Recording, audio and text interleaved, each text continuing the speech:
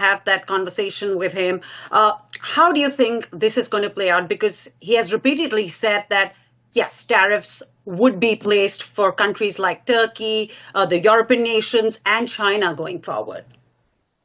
Yeah, this obviously he loves tariffs. Going back to his first term, he labeled himself a tariff man, and going into this term, throughout the campaign, he kept bringing up tariffs as a policy that he was going to favor, and that has proven to be the case during his first several months in office, where he's obviously leveled these tariffs in general, flat 10% rate, but then obviously having these varying rates for everybody else.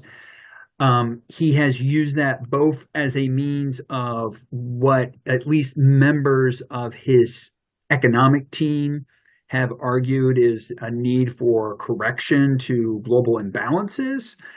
There is a little bit of truth to that. Whether the tariff is the appropriate way to fix that is another matter. But obviously, and hence to your question, he's also been turning to tariffs as just an overall policy tool.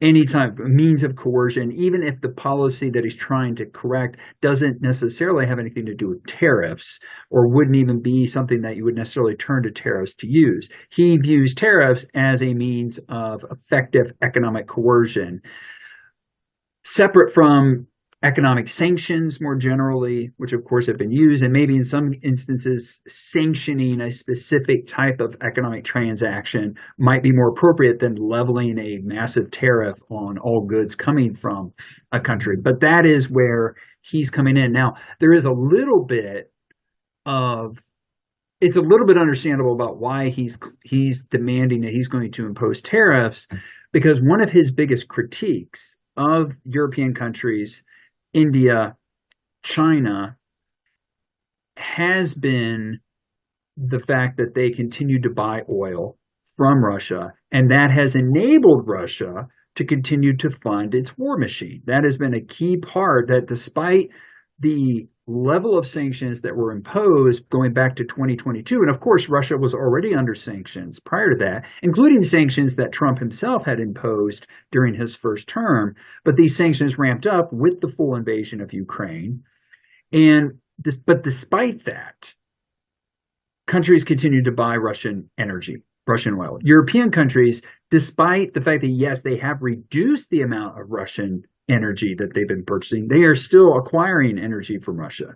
And countries like India have really just taken advantage of the fact that Russia has been selling this oil at a discount. And India in some ways, and we can talk more about India, but I kind of view India as recently being the epitome of the realpolitik country. They're like, you know what, we're not condoning the war, but we might as well take advantage of the cheap energy.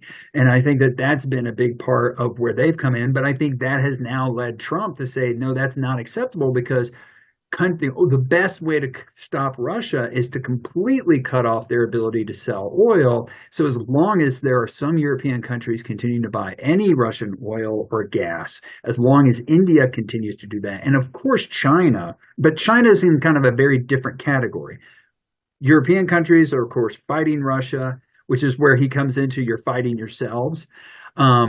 India, as I said, they're kind of like just on the outskirts and being like, we're not involved, so we're just going to buy oil. China is in a different category because China is in many ways assisting Russia. They're an ally of Russia. So their situation is a little more, I guess you could say, understandable about why they've been buying Russian energy. But because of U.S. connections to China, that's why they're also under this target by Trump.